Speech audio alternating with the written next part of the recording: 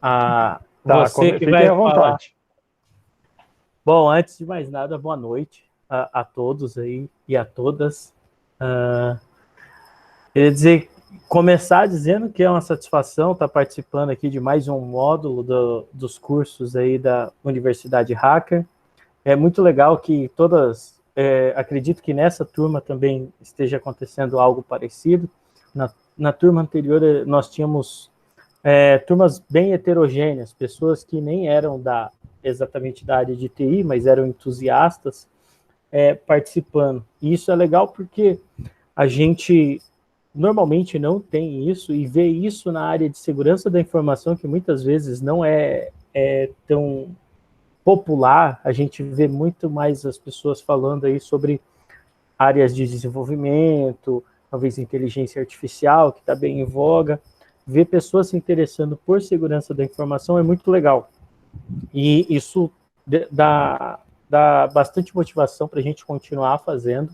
Antes de vocês começarem a entrar, nós estávamos discutindo algumas possibilidades aqui de extensões de curso, como tornar alguns assuntos talvez não tão populares, um pouco mais palatáveis, que especificamente eu e o Robin trabalhamos com criptografia e assuntos correlacionados, e muitas vezes as pessoas ficam até com medo de mexer com isso, porque tem uma carga matemática um pouco maior, teoremas, a gente mexe com uma parte um pouco mais formal, mas não que isso não seja aplicável aí no dia a dia.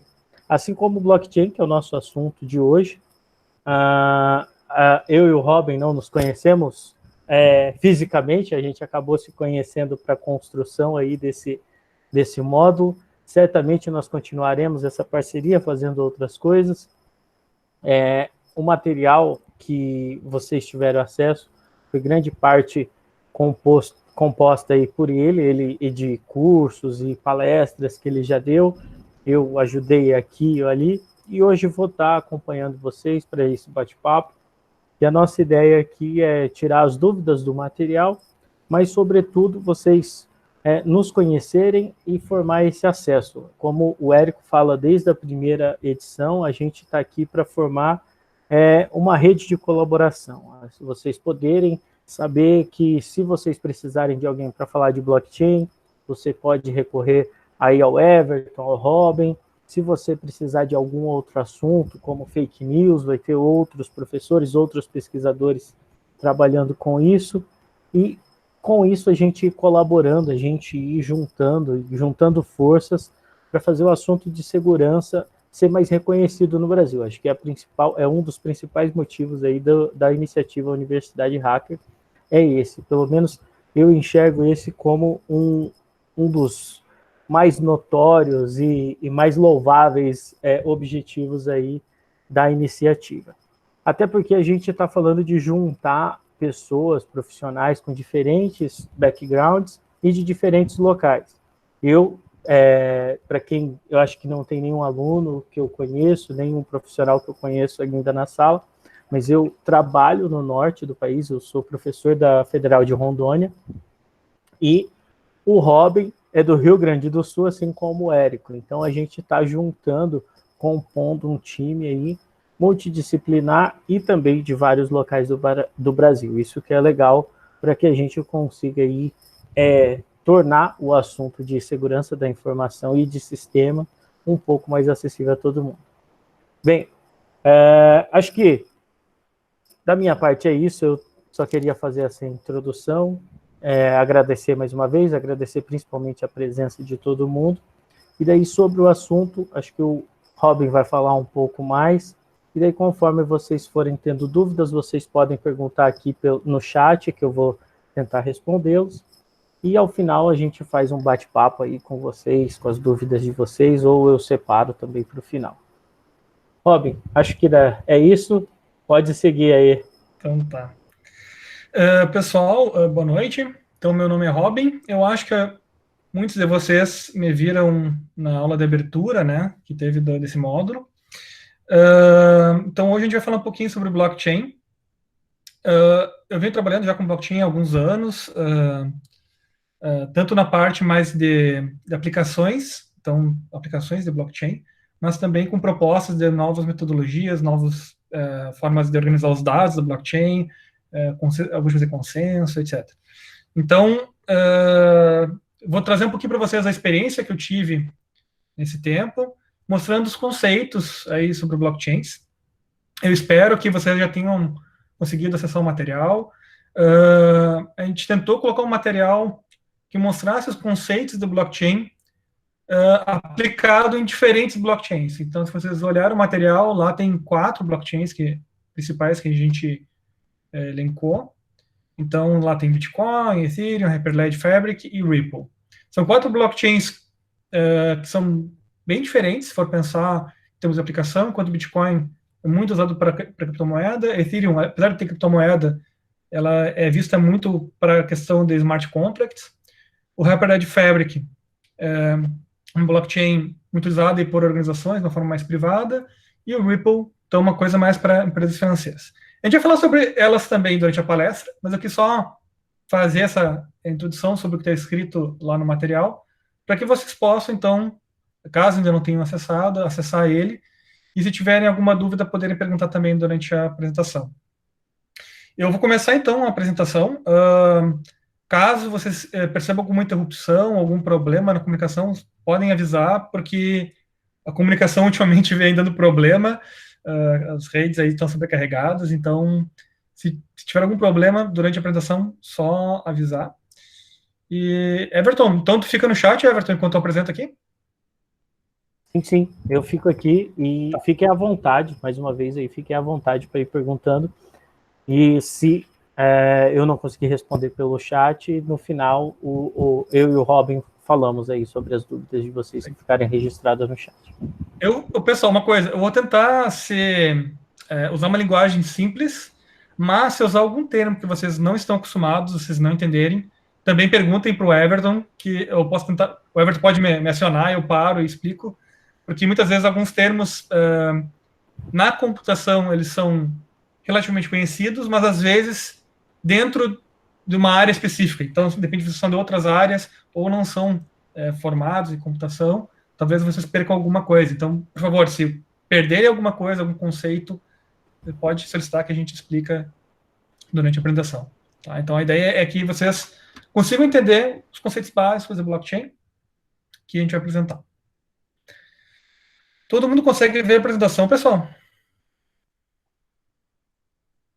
Apareceu aqui, acho que está tudo certo. Tá, deixa eu ver se eu consigo, então, aqui. Se der algum problema, só me avisar, como eu tinha falado. Vamos lá, então. Bom, então, já como o Everton falou, a gente vai apresentar para vocês hoje uma introdução sobre blockchain. A primeira coisa que a gente ouve falar quando fala em blockchain é Bitcoin, né? Não é por acaso, tá, pessoal? O Bitcoin, ele foi a primeira blockchain a ser criada, ou pelo menos a primeira blockchain que foi reconhecida como estrutura a ser utilizada. Então, a blockchain não necessariamente é o Bitcoin, tá? Então, por exemplo, se vocês utilizam um aplicativo para Linux, não quer dizer que esse aplicativo é somente para Linux. Se vocês utilizam como que eu posso falar, um algoritmo de criptografia que a gente vai discutir depois, ele não é o conceito da criptografia, é um dos algoritmos de criptografia. É assim como é o Bitcoin e o blockchain. O Bitcoin é a primeira blockchain que a gente utilizou, ela surgiu em 2008, a questão teórica do Bitcoin. Então, foi lançado um artigo sobre o Bitcoin em 2008, primeira transação do Bitcoin em 2009. Então, se forem pensar, a blockchain já não é tão mais nova assim, né? A gente já tem aí seus 11 anos, pelo menos, de existência, mais de 11 anos de existência. Então, o que a gente fala, na verdade, é que o Bitcoin é uma das aplicações em cima dessa tecnologia chamada blockchain. Tá? Então, essa tecnologia chamada blockchain que vai ser o foco da discussão hoje. A gente não vai focar aqui, muitas vezes o pessoal acha que blockchain, quando a gente fala blockchain, vai focar em como ganhar dinheiro com Bitcoin. Tá? E não é a ideia da conversa de hoje. Então, pessoal, uma blockchain é uma estrutura distribuída tá? Que a gente vai poder utilizar para fazer persistência da informação. O que seria persistência da informação? É a gente poder manter um dado de forma que não está centralizado, ou seja, em um lugar só. Então, a gente está armazenando dados em vários lugares, e esses dados vão ter réplicas e outras coisinhas mais que a gente vai discutir durante a apresentação. Uma coisa bem importante da blockchain, que ela vai utilizar um conceito que vem aí desde o final dos anos 90, que é uma arquitetura peer-to-peer, ou que é uma arquitetura que vai ser comunicação direta entre os pares, tá? Então, a gente não vai ter um centralizador que vai fazer a comunicação cliente-servidor com um nó dessa rede, né, de blockchain. Então, na verdade, o que a gente vai ter vai ser, então, comunicação direta entre os nós. Todo mundo vai ser cliente e servidor ao mesmo tempo. Outra coisa que a gente vai falar durante a apresentação é um tal de consenso. Tá? Então, isso é o que a gente vai utilizar para criar confiança entre entidades. Mais adiante, a gente vai explicar um pouquinho melhor o que é isso. Uma coisa muito forte em blockchain é a questão da criptografia. Tá? Então, é a criptografia que vai garantir que a gente tenha a integridade do dado ou a irrefutabilidade de uma transação. O que eu quero dizer com irrefutabilidade? Por exemplo, eu fiz um cheque de R$100 para o Everton. Como é que eu sei que esse cheque é meu? Porque eu tenho lá a minha assinatura do Robin, né? Talão de cheque do Robin, com a assinatura do Robin. Então eu sei que aquele cheque é do Robin. Então eu não consigo dizer que ele não é meu. A não ser que aquela assinatura não seja a minha assinatura. Aí eu consigo dizer, opa, esse cheque não é meu. Então, a partir do momento que eu assinei um cheque, eu não tenho como dizer que aquele cheque não é meu. Né? Então, isso é refutabilidade. Ou ainda garantir a autenticidade, que aquele dado é verdadeiro. Então, eu consigo dizer que aquele dado não é uma cópia, né? Ou não é uma falsificação. E uma coisa muito importante que vem sendo discutida principalmente após a Ethereum. Eu sei que alguém comentou depois sobre o ataque 51% no chat. Depois a gente pode voltar para isso no final. Mas é a utilização de smart contracts, principalmente depois da Ethereum. Tá? O que é smart contracts? Basicamente é uma execução de código centralizado. Aqui, pessoal, estou só falando alguns conceitos gerais que depois a gente vai entrar em detalhes, então, durante a apresentação. Então, como eu falei, o Bitcoin ele é uma criptomoeda, tá? Então, uma blockchain que tem por objetivo ser uma moeda digital, baseada em criptografia, então a gente vai utilizar questões criptográficas no Bitcoin. Ela iniciou, então, em janeiro de 2009, a primeira transação, como eu tinha falado antes, o white paper, o artigo explicando como funcionaria, foi feito em 2008, então a rede do Bitcoin foi iniciada em janeiro de 2009. E esse artigo, que foi lançado em 2008, e a primeira transação, que foi do Satoshi, né, foi feita por esse cara, Satoshi Nakamoto, que na verdade, Satoshi Nakamoto é um pseudônimo, ou seja, ninguém sabe se é uma pessoa, se é um conjunto de pessoas, se é um grupo, né? Então, na verdade, não é o nome da pessoa em si, é um nome fictício. Apesar de ter uma pessoa com esse mesmo nome, sabe-se que provavelmente não é ele, é só um nome fictício. Mas o Bitcoin, então, pessoal, ele é uma criptomoeda lançada, então, 2008/2009, mas ela vem de uma filosofia muito anterior. Tá? Ela vem de uma filosofia tal do cypherpunk, que seria a galera que não gosta de ter controle sobre a privacidade, né? Então ele não gosta dessa questão de perder a privacidade para o governo, ou para um banco, ou para um conjunto de entidades que sabe demais sobre a vida de cada um. Então esse grupo, nos anos 90, eles fizeram várias propostas de soluções, inclusive uma pseudo-criptomoeda, que não era bem exatamente como Bitcoin, mas é muito similar, que era chamada de BitGold. Tá? Isso foi lançado nos anos 90. Então, para vocês verem que essa ideia, que depois, claro, foi melhorada no Bitcoin, não é nova. Né? Uma ideia já daí uns seus 30 anos, quase. Mas o grande lance que tem no Bitcoin é essa questão de não ter um vínculo da criptomoeda com uma moeda real. Hoje a gente fala, quanto vale um Bitcoin? Vale tantos $1.000. Essa não era a ideia inicial. Tá?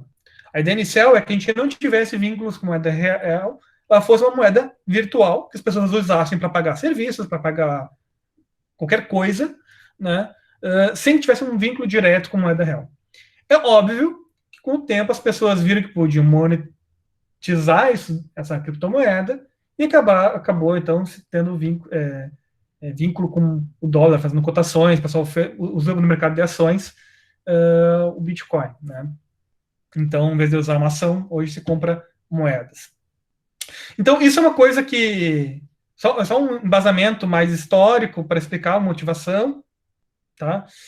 Então, basicamente, o Bitcoin, como eu já tinha falado lá da ideia de blockchain, tá? Ele é uma moeda peer-to-peer, então a gente vai trabalhar com nós na rede que se comunicam diretamente, sem a necessidade de um servidor central ou uma entidade centralizadora. Então, todo mundo pode receber uma conexão, receber uma chamada, receber uma requisição e, ao mesmo tempo, fazer requisições. Tá?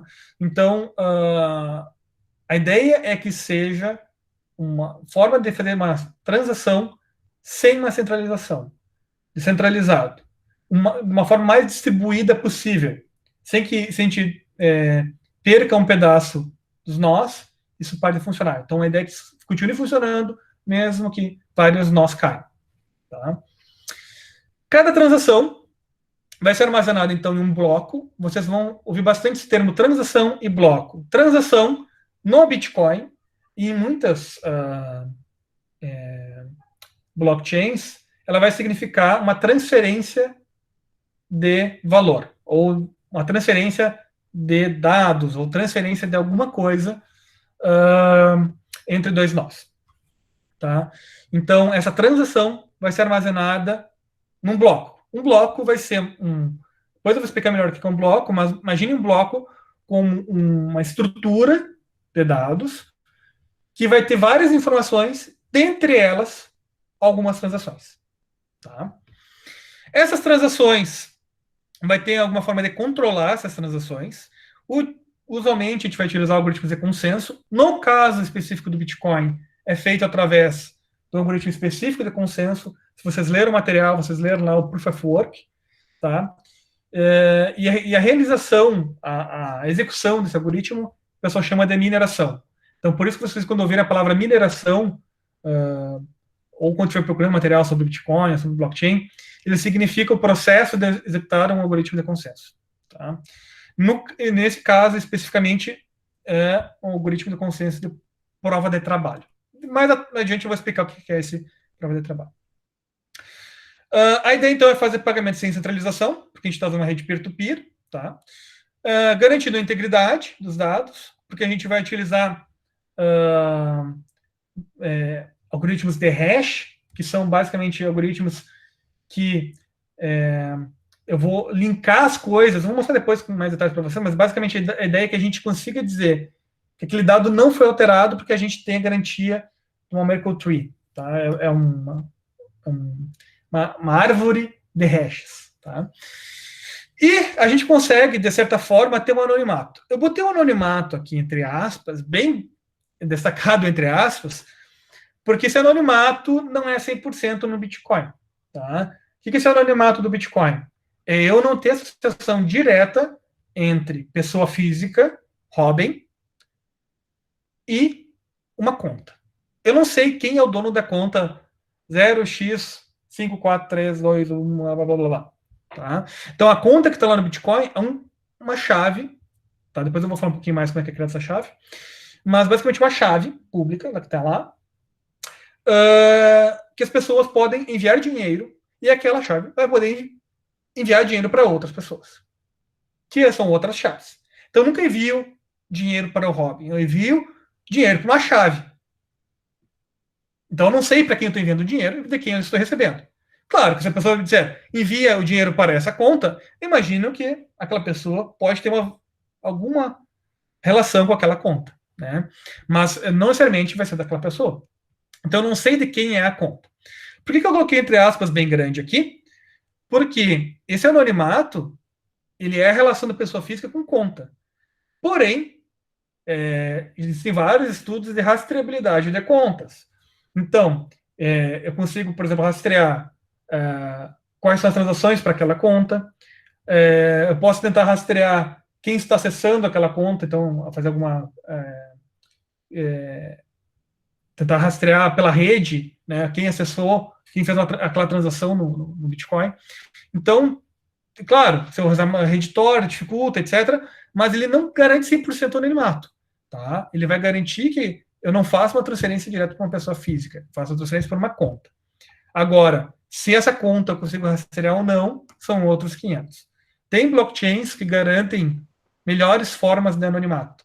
Então, inclusive, os dados são, de certa forma, dificultado o acesso, etc., para garantir que seja difícil vincular conta com o valor a ser transferido.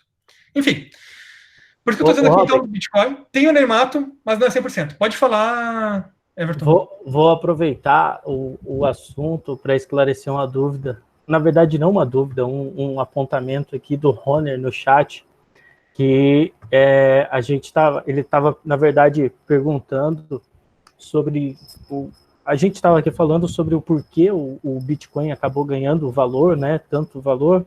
Daí ele citou aqui a questão da possibilidade de lavagem de dinheiro, né, de grandes operações. Sim. E tudo mais, que foi uma coisa que até gerou muito medo no começo. Sim. Das operações utilizando. Acreditava-se, Roner, que era totalmente anônimo, né? Mas, na verdade, como o Robin falou, a gente, nas pontas, acaba conseguindo revelar a quem está envolvido nessa lavagem de dinheiro ou nessas transações escusas aí. Porque o blockchain, exatamente a estrutura que a gente está discutindo, ela grava um registro eterno de tudo que é feito, para onde foi, de onde veio, que é diferente de outras estruturas antigas. A estrutura bancária mundial tradicional, ela tem buracos que a gente às vezes não consegue revelar. Se você manda dinheiro para um determinado país, os chamados paraísos fiscais, você não consegue extrair isso lá de dentro.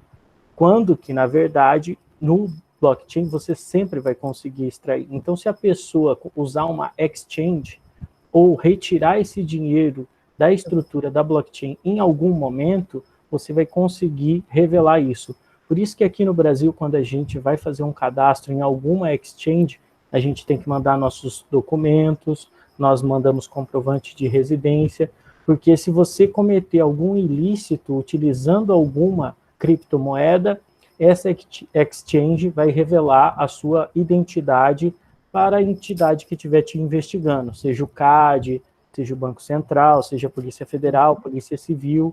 Então, não pensem que você estará anônimo se você cometer algum ilícito, porque isso vai ser revelado se você, em algum momento, extrair esse dinheiro, converter para real, converter para dólar, ou alguma outra espécie que a gente utiliza no nosso dia a dia. Então, esse anonimato, entre aspas, aí. Isso. Porque tem dois anonimatos, coisas que não são anonimatos na blockchain. Primeiro, na blockchain do Bitcoin, tá? Desculpa, é na blockchain do Bitcoin. Primeiro, a gente consegue saber todas as transações que cada conta fez. Tá? Então, eu consigo fazer rastreamento.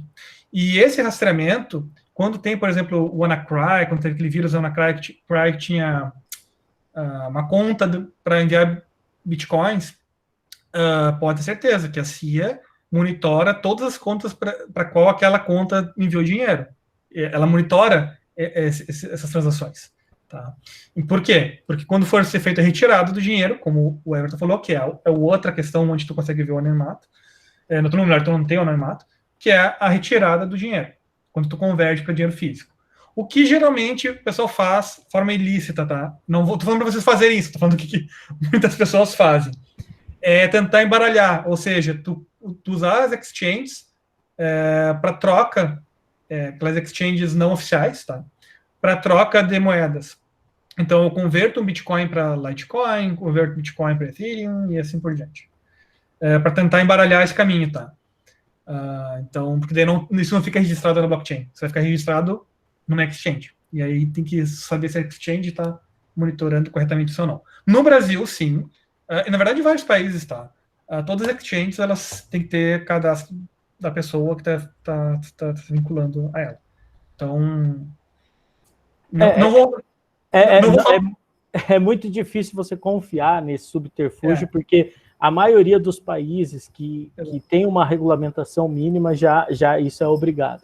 Então, assim, mesmo a gente usando o Tor, que foi uma outra situação que falaram aqui no chat, é bem difícil a gente conseguir esse anonimato se você está transferindo de alguma moeda física para o meio virtual.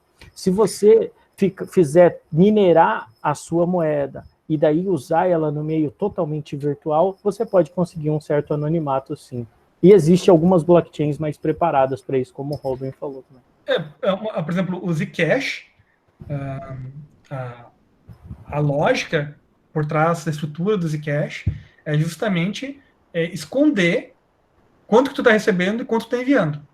Então, tu vai usar um algoritmo de zero knowledge. Eu não vou entrar em detalhes do algoritmo, mas é um algoritmo de cripto que tu consegue provar que tu tem algo sem mostrar aquele algo. Então, tu faz um desafio para mostrar que tu tem, mas sem dizer quanto tu tem. Basicamente é isso. E essa blockchain, por exemplo, sim, a questão do anonimato é bem mais robusta, digamos assim. Mas, como eu falei, o Bitcoin tem um certo nível de anonimato, tá? Eu botei entre aspas porque não é 100%. Tá? Não, legal. Maneiro, segue aí, eu acho que o pessoal vai tendo mais dúvidas conforme a gente for caminhando. Não, show, é isso aí. Vamos lá. Bom, mas, pessoal, blockchain não é só Bitcoin, tá? Bitcoin foi a primeira, é a mais popular, com certeza. É a criptomoeda mais utilizada, com certeza. É a criptomoeda preferida do pessoal que gosta de investir, com certeza. Tá? Mas blockchain hoje é muito mais coisa. Tá?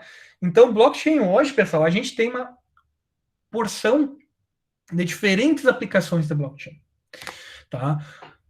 Uma das aplicações mundialmente mais utilizadas hoje é para a questão de governo e principalmente questão de cartório. Tá? Então, tem muita blockchain sendo proposta para fazer a parte de transferência de terras, de escrituras. Porque pensem, vocês têm uma estrutura, que é a da blockchain, que permite que vocês assinem digitalmente. Vocês têm uma estrutura que teoricamente, praticamente, na prática, é muito difícil de ser adulterada. Tá?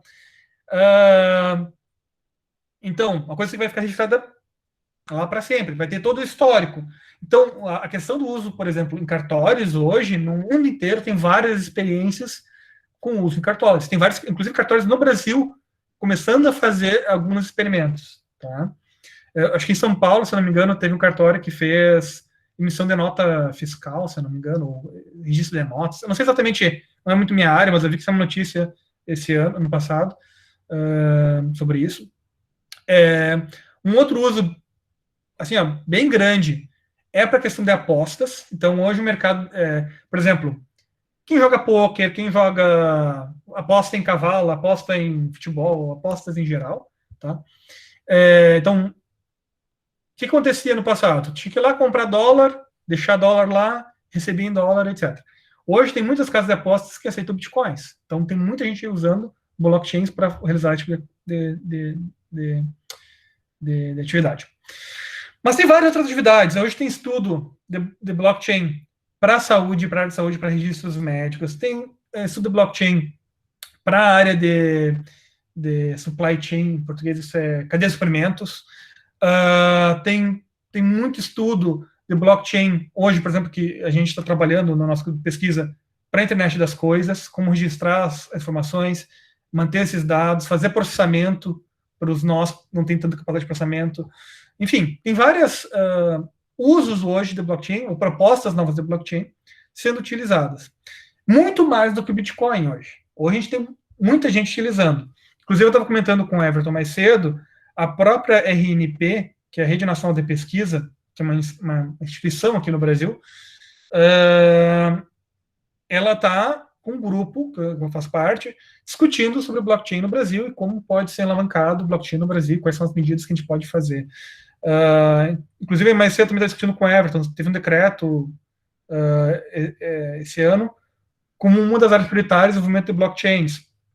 O Banco Central, em 2017, se eu não estou enganado, ou 2018, agora não lembro exatamente a data, fez um levantamento de possíveis blockchains para ser utilizados pelo próprio Banco Central. Então, tem várias outras possibilidades que apenas criptomoeda e apenas Bitcoin. Tá? Então, por isso que blockchain é importante. Não é só por causa do Bitcoin. O Bitcoin é uma coisa importante, mas hoje a tecnologia de blockchain vai muito além de apenas o Bitcoin. Aqui eu trago para vocês um gráfico da Gartner, que ela tem lá um ciclo de vida das tecnologias, e ela mostra, então, a questão do começo, quando está de inovação, quando a gente tem, quando está no pico das expectativas daquela tecnologia, até o platô da produtividade, quando ela realmente entra a ser utilizada de verdade, né, pelas organizações, no mundo inteiro. Aí, a gente vê que blockchain ainda é uma tecnologia que não passou em todas as fases. A gente ainda tem que blockchain deve, aí, nos próximos 2 a 5 anos, começar a ser utilizado de verdade no mundo, fora dessa ideia de criptomoedas. Tá? Mas a gente tem muitas aplicações hoje que a gente está trabalhando em projetos de pesquisa, ou empresas estão investindo dinheiro. Tá? Então, nos últimos 3 anos, eu participei em 3 projetos diferentes de pesquisa com empresa, além do meu projeto de doutorado, né? Porque no meu doutorado participei em projetos com 2 universidades diferentes. Então, a gente vê que blockchain hoje, sim, ela tem uma certa relevância, ela tem uma expectativa muito alta, e que no futuro pode, então, gerar frutos. Pode ser que algumas dessas áreas, por exemplo, pode ser que blockchain para uso na saúde, o pessoal entenda que não é bem assim, não é exatamente a melhor solução usar blockchain para questões, por exemplo, armazenamento de prontuário, armazenamento de informações sobre hospitais, sobre profissionais, etc. Pode ser observado, por exemplo, que não é bem aí, blockchain não é a melhor solução. Mas, se tem uma grande expectativa hoje a gente tem uma grande expectativa que essa tecnologia pode solucionar muitos problemas. Pode chegar lá daqui 5, 10 anos e ver que na saúde, na verdade, blockchain funciona para algumas coisas. Por exemplo, para registro de vacinas, registro de exames, enfim. Né? A gente não sabe ainda. A gente está com vários projetos, várias pessoas testando, várias empresas testando, e pode ser que no futuro a gente descubra que isso serve ou não serve para muita coisa. O que a gente sabe é que hoje tem muitos projetos, a gente tem muitas iniciativas usando blockchain. A gente tem blockchains hoje de criptomoedas aos montes, né? A gente tem hoje várias criptomoedas. Mas você me pode perguntar, tá, mas isso vai durar para sempre? Eu não posso dizer para vocês com certeza alguma coisa, mas eu posso dizer que tem uma grande possibilidade de criptomoedas ser o mais comum de ser utilizado virtualmente nos próximos anos. Tá? Mas já, por exemplo, o blockchain e IoT, eu trabalho com isso no meu doutorado, você tem muita expectativa ainda, tá? E pode ser que não seja aí a melhor solução.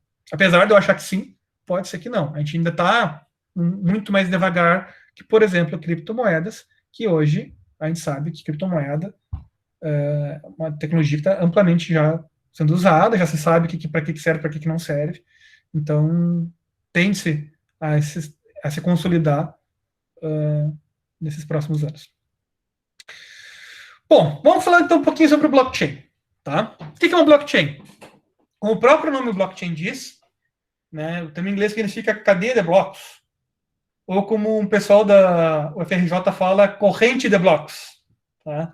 Não estou aqui para julgar nenhuma das formas, eu acho que a comunidade brasileira em breve vai adotar um termo mais único, mas vou usar cadeia de blocos, né, por ser o mais utilizado. Então, cadeia de blocos significa o quê? Que a gente tem um encadeamento entre blocos. Quem estudou computação deve ter visto uma figura parecida com essa lá no primeiro, segundo, terceiro semestre da computação, que é uma lista encadeada. Né? que uma lista encadeada, a gente tem um nó, ou um bloco, que vai apontar para o próximo bloco, que vai apontar para o próximo bloco, né? Isso é uma lista encadeada. Bom, outro conceito que a gente tem em blockchain é a utilização de criptografia assimétrica. Eu não sei se todo mundo fez o primeiro módulo que teve alguns meses atrás do NHacker, mas eu acredito que não. Então eu vou falar rapidamente sobre criptografia assimétrica de uma forma bem simples, tá? Basicamente, a criptografia assimétrica, a gente vai utilizar uma chave para criptografar o dado e outra chave para pegar esse dado criptografado e tirar a criptografia, abre aspas, né? Processar esse negócio e decriptar o que está criptografado e ter a mensagem original. Então, nesse caso aqui, tem um hello ali, Alice. Vou usar uma chave pública, vou encriptar o dado. Esse dado, quando eu usar minha chave privada, eu vou decriptar o dado. Bingo. Tá? Então, isso é uma das coisas que a gente vai utilizar em blockchain. Usualmente, o que a gente usa da criptografia assimétrica é da assinatura digital. Mais adiante eu vou falar um pouquinho rapidamente sobre assinaturas digitais. Mas, basicamente, essa é a ideia da criptografia assimétrica. Isso existe, pessoal, desde a década de 70, tá? Pelo menos desde a década de 70, com o RSA. Então, não é nada novo, tá? Nem lista encadeada. Outra coisa que a gente vai utilizar em blockchain são as funções de hash. Então, o que é a função de hash? Eu vou pegar qualquer coisa, né, qualquer documento digital, então vou pegar lá uma sequência de bytes e vou gerar uma sequência fixa, tamanho fixo, né, uma sequência de bytes com tamanho fixo. Então, por exemplo, eu peguei lá um documento de 2 GB. Se eu usar a função hash, esse documento vai virar uma sequência de bytes com tamanho fixo. Depende da função hash que a gente vai utilizar. Tá? Então, por exemplo, o Bitcoin utiliza o SHA-256, que é uma das funções de hash que a gente tem. Ele gera, então, um conjunto de bits aqui, de tamanho de 256 bits. Tá? Já, por exemplo, a Ethereum utiliza funções hash do tipo... Aí até eu conversei com o Everton, eles utilizam a versão do KeyCheck anterior ao lançamento do SH3, porque o KeyCheck é a base do SH3, mas enfim. Só falando o nome aqui, mas enfim. É um outro algoritmo de hash que ele gera como saída, nessa versão utilizada no Ethereum, 512 bits. Então depende do algoritmo que a gente vai utilizar. A gente vai ter uma entrada no tamanho qualquer e uma saída no tamanho fixo. E o grande lance do hash é que existe uma probabilidade muito pequena de eu gerar 2 hashes idênticos. Mesmo tendo um tamanho fixo, muito menor, muitas vezes, ou pode ser menor até maior, depende do caso, mas enfim, mas pode ser até muito menor que uma mensagem do tamanho de 2 GB, 2 TB. Imagina também que vocês fizerem do dado. Existe uma possibilidade muito pequena de repetir esse hash. E é nessa possibilidade muito pequena que se baseia a questão da integridade da blockchain. Depois eu vou falar um pouco mais sobre isso. E, é claro, a rede peer-to-peer. Então, a gente poder se conectar com qualquer nó. Tá? Bom, vamos falar um pouquinho mais, então, dos detalhes aí técnicos da blockchain em camadas. Tá? Então, vou falar um pouquinho sobre a camada de comunicação, quais são as principais formas que a gente tem para comunicar os nós na blockchain. Falar um pouquinho sobre consenso, sobre os dados e sobre a camada da aplicação da blockchain. Na parte de comunicação, pessoal, vocês vão ver vários termos. Tá? A primeira coisa, quando a gente fala em peer-to-peer, a gente está falando peer-to-peer de uma forma genérica. Existem redes completamente peer-to-peers, que é quando eu não tenho nada de centralização. Eu tenho redes peer-to-peer hierárquicas, que, por exemplo, seria essa visão aqui, que a gente chama em IoT de Gateway Based, mas seria uma visão hierárquica, que a gente tem nós que são responsáveis por algumas coisas e outros nós que não têm o mesmo papel, tem um papel diferente na rede. Então, por exemplo, Quando vocês utilizam o Bitcoin usando uma carteira e não um nó, vocês estão usando apenas uma função de assinar digitalmente uma transação. Então, quando vocês virem, você tem uma carteira do Bitcoin. A carteira do Bitcoin significa vocês têm uma conta no Bitcoin que vocês vão mandar para alguém fazer transação para vocês. Se vocês tiverem um nó do Bitcoin, vocês então vão ter o quê? Vão ter a comunicação completa com a rede do Bitcoin e vão garantir que aquela transação que vocês estão fazendo foi enviada para os outros nós da rede. Quando a gente usa uma carteira, a gente vai ter uma visão parcial do que está acontecendo, porque a gente vai ter que conectar em alguém. E ainda tem a visão mais ampla da coisa, que é o que a gente, algumas propostas estão chamando de blockchain as a service. Então, vocês vão utilizar um blockchain como serviço. Eu vou contratar um serviço de blockchain. Então, eu quero que vocês armazenem tal dado para mim, e vocês me mandam esse dado quando eu solicitar. Ponto. Tá? Então, tem essas três visões que a gente tem de blockchain, principais arquiteturas de blockchain. Mas, a gente pode ter blockchains que a gente chama de privada. Espero que você já tenha ouvido falar em blockchains privadas. Blockchain privada, também chamada de consórcio, tá? Então, vocês podem ouvir esses dois nomes aqui, privado ou consórcio. Elas são praticamente a mesma coisa. Blockchain privada ou consórcio é quando uma empresa, se for privada, ou um conjunto de empresas, como for consórcio, vão controlar o acesso à blockchain. Então, a gente tem o controle ao acesso das informações da blockchain. Já uma blockchain pública é quando qualquer um pode acessar as informações. Exemplo, o Bitcoin. O Bitcoin, qualquer pessoa pode acessar as informações do Bitcoin. Basta eu me conectar a um nó do Bitcoin e eu tenho acesso à informação do Bitcoin. Não tem controle ao acesso. Já uma blockchain privada, por exemplo, se eu utilizar uma blockchain para uma aplicação na minha universidade, tem vários nós separados em cada campo da minha universidade, etc., eu posso bloquear o acesso, decidir quem pode acessar ou não. Tá? Então, essa é a ideia de blockchain público-privada. Uma outra visão que a gente pode ter, que vocês devem ter ouvido falar, eu não quis colocar aqui a tagzinha, mas é a noção de blockchain permissionada e blockchain permissionless. Tá? Desculpa os termos em inglês, é que a gente não tem, acho que um termo bom para permissionless. Permissionless seria, deixa eu pensar, sem controle, sem permissões diferentes para o controle da inserção da informação. Tá. Viu como é difícil? Então, permissionless. Tá? Então, acredita em mim, permissionless é uma blockchain que não tem controle, não tem papéis diferentes, ou não tem controle para inserção de novos transações, novos blocos. Então, qualquer um pode fazer essa inserção. Claro, tem que seguir os algoritmos, tem que seguir os protocolos utilizados por cada blockchain, mas não tem o controle. E as permissionadas, ou permissioned, são as blockchains que vão exigir que determinados nós vão poder fazer a inserção de informações e outros determinados nós não. Tá, mas Robin, então quer dizer que toda pública é permissionless? Não. Tá? Não. Eu posso ter uma blockchain que é pública, que qualquer um pode acessar as informações, mas eu posso controlar quem vai inserir. Exemplo? Por exemplo, eu poderia citar a blockchain que o Facebook está propondo. Que a ideia é que todo mundo possa se conectar, todo mundo pode acessar os dados, mas vai ter controle. Eles estavam propondo que tivesse um controle de quem fosse os nós que fossem inserir informação. Então, ela seria pública, mas permissioned. Faz sentido? Depende da aplicação.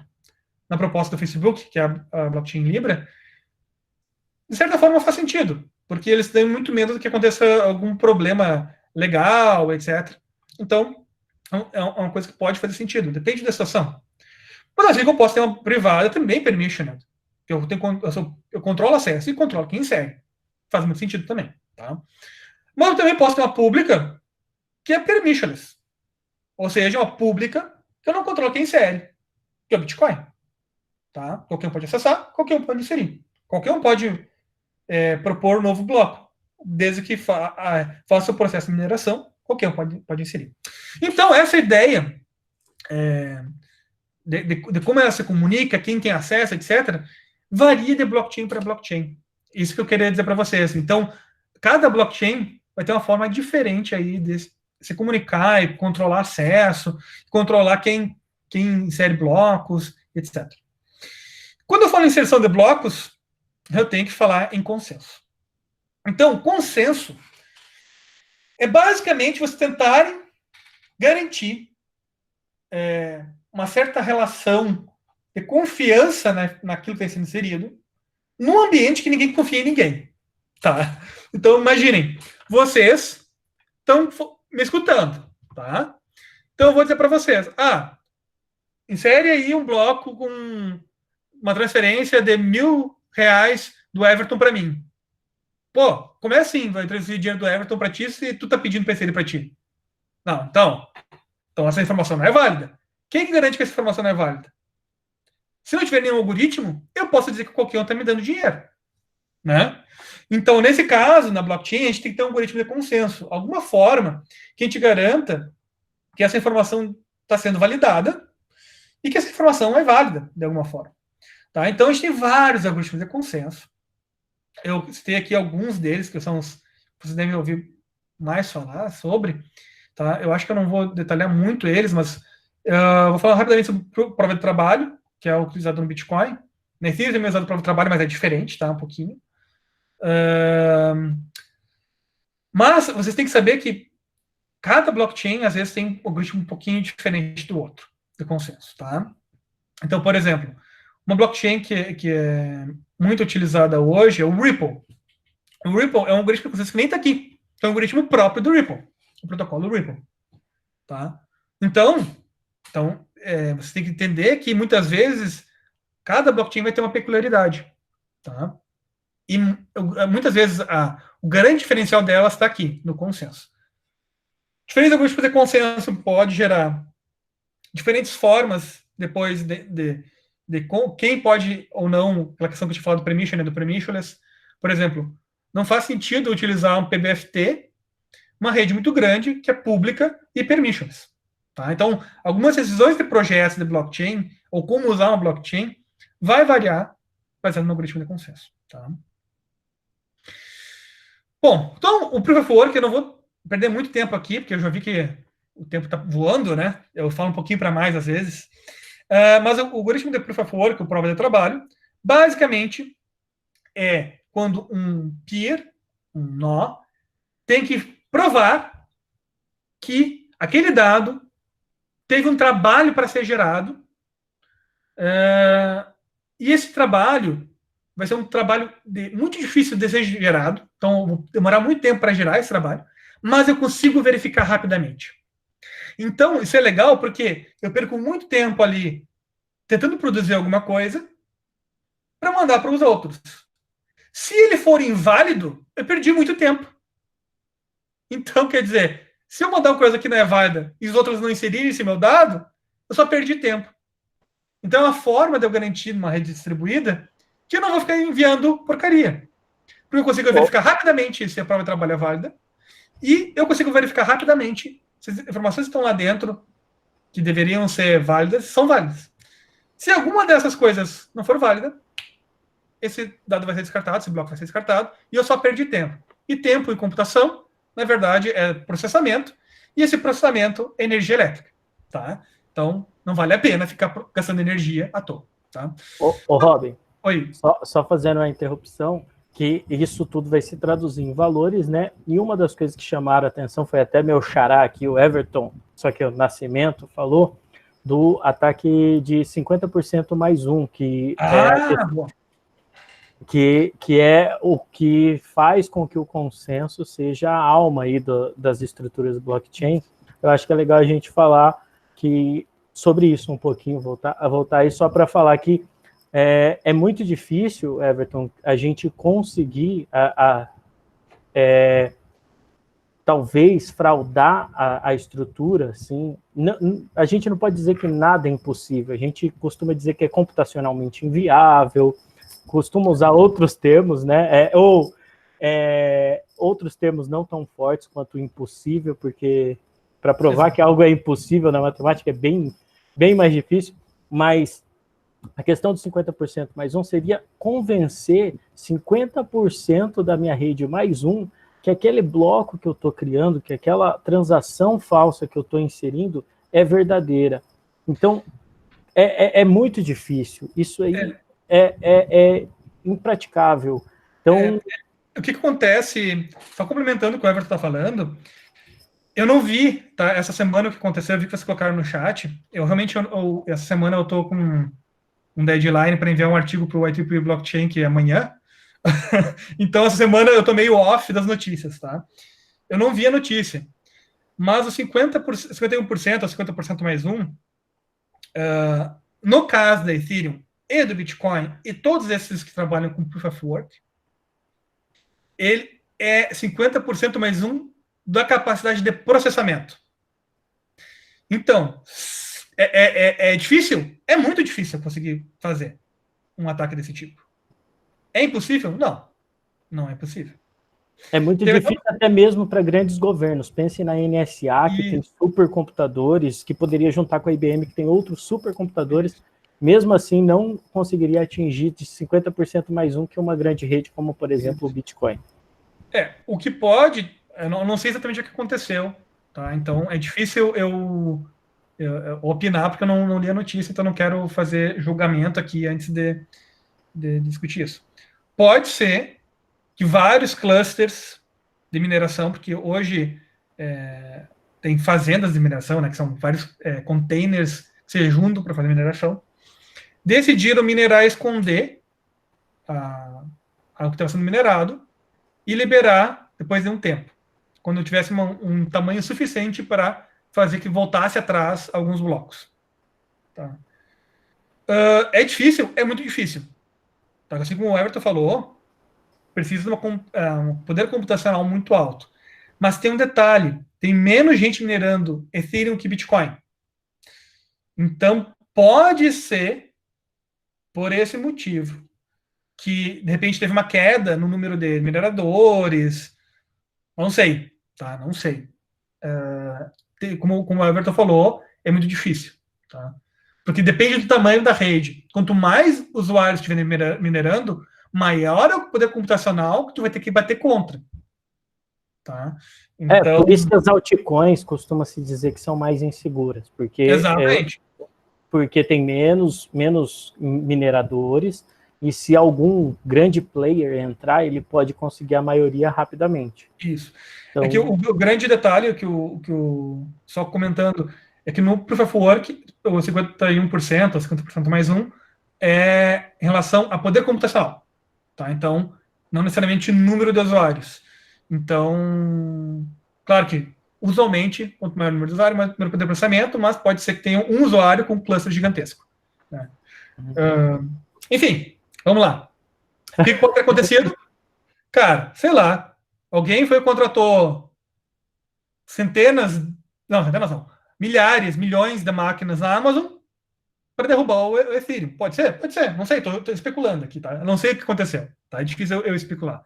Teve um trabalho no Financial Crypto de 2018 que eles apresentaram o custo para fazer esse ataque no Bitcoin, alugando máquinas da Amazon. E chegaram a um valor, se eu não me engano, de 4 bilhões na época, de dólares. Tá? No Bitcoin, em 2018. Tá? Na Ethereum, não sei. Então, se vocês alugassem 4 bilhões de máquinas da Amazon, não ter que ter essa infraestrutura, a infraestrutura de outros, né? Vocês conseguiriam tomar conta, digamos assim, das inserções na rede do Bitcoin. 4 bilhões é muito? Olha, para mim é muito. É impossível? Não. Sei lá, se um governo quer investir 4 bilhões, se não me engano era por hora, tá? 4 bilhões por hora, para derrubar o Bitcoin, enfim. Né? Mas enfim, eu não sei o que aconteceu nesse filme, então eu vou ter que ler depois sobre. Essa semana eu tô off, então. Mas bom questionamento, tá? Então, sim, algoritmos de consenso, não só o Proof of Work, mas os outros algoritmos de consenso, têm problemas de segurança. Geralmente é muito difícil de realizar o ataque, mas é possível? É possível. O ataque de 50% mais um é um ataque que vem se falando há, olha, Muito tempo, tá? Desde quando era conceito, ainda nem existia Exato. Bitcoin, era desde quando era conceito. Exato. Mas assim, pessoal, a grande ideia dos algoritmos de consenso, do blockchain, é que a gente está tentando abstrair uma coisa que a gente faz no dia a dia, que é a questão da confiança. A gente está falando em transferir para algoritmos, transferir para computadores a confiança. Exatamente. Assim como nós confiamos, se formos para um julgamento, nós teríamos um júri para dizer se aquela pessoa, se aquilo ou não aconteceu. É isso que a gente está fazendo na estrutura do blockchain. Sempre haverão possibilidades de fraudar, assim como existe no mundo real, mas a ideia é diminuir ao máximo para que a gente possa fazer isso numa estrutura virtualizada. Certo? Perfeito. Bom, então, seguimos aí, senão a gente não termina hoje. Não, é que assim, pessoal, se eu estiver demorando muito também, podem falar para acelerar, porque eu gosto de falar, tá? Mas vamos lá. Então, rapidamente, como é que o algoritmo de Proof of Work? Vocês vão... eu deixei uma atividade, tá? Eu espero que vocês já tenham feito, que na verdade é um site que mostra como funciona a geração de hash e tal. Eu passei uma atividade passo a passo para fazer essa geração. Basicamente, o Bitcoin, a maioria das que usam Proof of Work, elas vão se basear no número inicial, no começo ali da palavra, tá? Que vocês estão gerando de hash. Primeiros bits zero. Quantos bits zeros eu vou ter? Hoje o Bitcoin, se eu não me engano, está por volta dos 60, 64, quase 60 bits, tá? Então, aqui eu tenho uma imagem, esse bloco aqui é bem antigo, tá? Esse aqui acho que é, sei lá, isso aqui é, se eu não me engano, 2018, por aí. Aqui eu tenho em hexadecimal, tá? Então eu tenho que multiplicar por 8. Não, por 4 aqui. Cada coisinha desse aqui representa 4. Então, vou pegar 2 aqui. 2, 4, 8. Se eu não me engano, aqui tinha uns 16, 17 hexadecimais. Tá? Então, multiplica cada hexa. Bit hexa, né? 16 vezes 16. Eu não lembro agora exatamente quantos bits aqui tem. Deixa eu ver. Peraí. Esse cara aqui representa 4 possibilidades, 4 bits. Se eu não me engano, aqui deve dar uns 50 e poucos bits, tá? Então, 4 vezes 4 vezes 4 vezes 4 vezes 4 vezes 4 vezes 4. Se não me engano, aqui, não consigo enxergar direito. Meus olhos hoje estão bem ruins. 4, 8, 12, 16, 17. Então, tem 17 hexadecimais. Então, 17 vezes 4. 17 vezes 4. Daí, seus 68. 68 bits. Isso. Então, 68 bits, 12,256, com bits iniciando com 0. Se eu contei certo, tá, pessoal? Meus olhos estão bem ruins hoje. Então, é uma quantidade, vocês vão pensar, não, mas, pô, não parece muito. Vocês vão fazer o teste lá com 4 hexadecimais 0. Se vocês adicionassem mais um 0, o tempo aumenta exponencialmente, tá, pessoal? Isso aqui não é linear. Então, eu posso garantir para vocês, se vocês tentarem minerar hoje, para alcançar um hash desse tamanho, vocês vão demorar muitas horas com a máquina normal. Tá? Tanto que hoje o pessoal usa clusters para minerar Bitcoin nesse tempo, de intervalo de 10 minutos. Tá? Então, hoje, antigamente, lá o pessoal usava máquina comum, CPU lá do processador. O pessoal passou a usar GPU, FPGA, e hoje o pessoal está usando processadores ASIC, que são processadores dedicados para fazer criptografia, tá? Especificamente criados para isso. Então o pessoal está usando clusters disso. Tá? Então hoje, esquece processar Bitcoin com uma máquina só. Tá? Que tem hoje, a pessoa faz pools de mineração, tu tem que ter uma máquina com processamento e GPU muito boas para participar, ou então tu vai utilizar um processador específico para processamento criptográfico. Outro grupo de consenso, eu vou explicar bem rapidamente, porque a gente está voando no tempo. É um algoritmo relativamente antigo. Esse, o Practical, Byzantine Fault Tolerance, ele é de 99, então ele já tem aí seus 21 anos. Basicamente, ele ele vai, então, trabalhar com votação. Ao invés de eu fazer um trabalho gigantesco para depois mandar esse bloco, eu vou pegar esse bloco e vou mandar para os outros coleguinhas, para outros nós. Vamos votar. O resultado da votação, todo mundo vota e todo mundo os votos.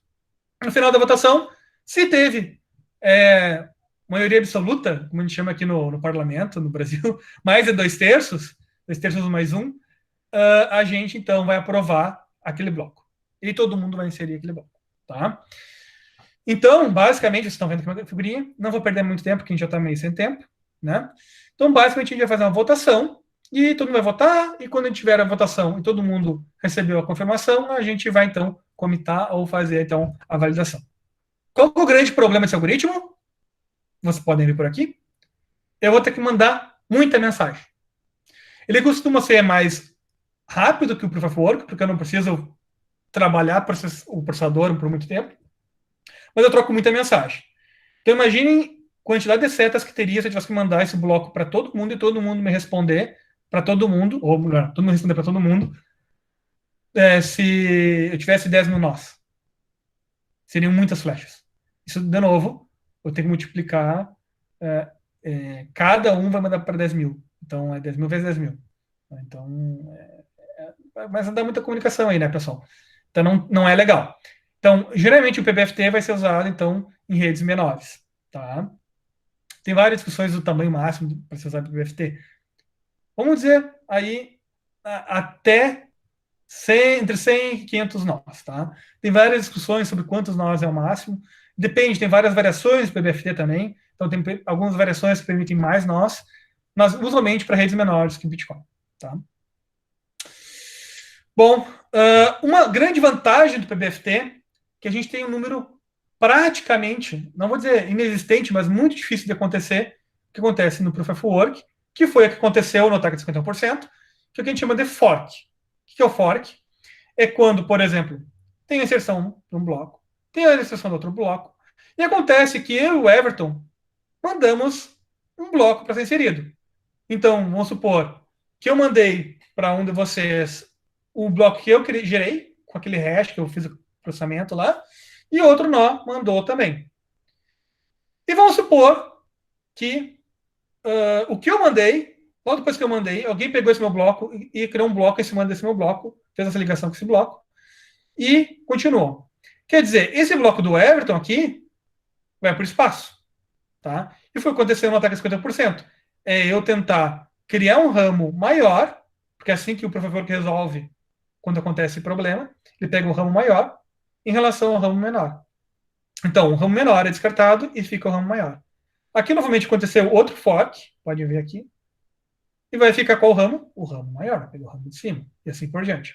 No PPFT, como todo mundo está votando e está inserindo todo mundo ao mesmo tempo, ele tende a ser linear.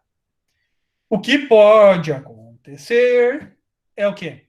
É a gente ter uma ruptura da comunicação entre dois pedaços da rede. E como que é feita a definição? Se ele vai continuar inserindo blocos, mesmo que parte da rede está fora ou não. Aí tem várias formas de reagir a isso, tá? Mas, usualmente, ele mantém se ele tiver mais que 2/3 de todos os nós. Então, ele tem que ter uma lista de quantos nós existem, etc, etc, etc. Mas ele tende a ter menos forks. Resumo é isso, tá? Pode acontecer, mas ele tem a tendência de não produzir forks. E a gente tem vários outros alguns consensos, tá? O Proof of Work é um deles. Então, basicamente, aquele que tem mais poder computacional vai inserir, ou aquele que gastou mais poder computacional vai inserir. Tem o Proof of Stake, que basicamente vai inserir aqueles que possuem maior quantidade daquela moeda. Então, por exemplo, se tem uma discussão sobre usar o Proof of Stake no Ethereum há anos, mas nunca teve implementação, mas tem algumas blockchains que propuseram a adoção. Então, se espera que aqueles que têm mais dinheiro investido ou tenham mais dinheiros na Ethereum não vão produzir coisas erradas para não perder esse dinheiro. Por quê? Se começar a produzir blocos inválidos, comercialmente vai perder valor, porque está inserindo coisas que não valem, as pessoas vão sair do Ethereum. O Delegated Proof of Stake, basicamente, aqueles que têm dinheiro indicam quem vai fazer o consenso por eles. Proof of Authority, basicamente, a gente vai definir quem são aqueles que podem, que têm autoridade para inserir, e se ele tem autoridade, ele insere, porque ele é o rei, que nem está na figura. Proof of Weight, quando tem uma certa prioridade de um nó sobre o outro, define como é que tu calcula esse peso, tá? Pode ser reputação, tem várias formas de calcular isso aqui. O bizantino, que foi o que eu expliquei, com a votação. E o que a gente tem, por exemplo, na IOTA, que é os seus gráficos acíclicos. Esse aqui é um pouquinho mais complicado de explicar, mas basicamente pensem que vocês vão ter ramos de blocos que todos são válidos baseados na quantidade de gente que aponta para vocês. Não vou discutir muito em detalhe esse, que eu preciso de um tempinho mais para explicar. Mas é uma outra forma, acredita em mim, funciona, tem propostas, por exemplo, a IOTA, que usa esse algoritmo aqui. Bom, sobre os dados. Essa aqui é a figura clássica da blockchain, que eu acho que todo mundo já viu. Que a gente vai ter um cabeçalho, que vai ter informações, por exemplo, qual que é o tempo que esse bloco foi inserido, foi começado a ser gerado, na verdade, né? Começando a ser produzido, qual que é o algoritmo que está sendo utilizado, versão do algoritmo que está sendo utilizado, qual que é a dificuldade para favor, que se for utilizar para favor, enfim, várias informações básicas sobre funcionamento da blockchain estão no cabeçalho. E, além delas, o hash do bloco anterior, o bloco pai. No caso, se for o primeiro bloco, usualmente esse valor é 0,0000. Tá? O bloco que a gente chama de bloco Gênesis. Além disso, a gente vai ter aqui, então, um conjunto de transações.